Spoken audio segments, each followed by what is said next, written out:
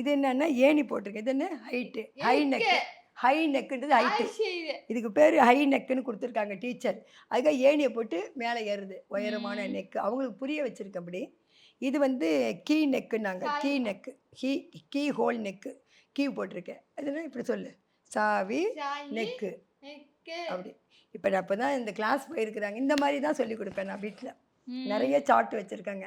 சிக்னல்லேருந்து எல்லாமே இப்படி போட்டு சொல்லி கொடுத்தோம்னா அப்புறம் வெளியில் போய் சொல்லுவேன். சிகப்புன்னா என்னது? ஸ்டாப். ஸ்டாப்பு சொல்லு. பச்சை போ போ. அப்படிதான். சிகப்புன்னா ஸ்டாப்பா? யார் சொல்லி கொடுத்தா உங்களுக்கு இதெல்லாம்? பெரியம்மா தானா? பெரியம்மா பேர் தெரியுமா உங்களுக்கு? தெரியுமா? பெரியம்மா பேர் என்ன? தெரியாதா?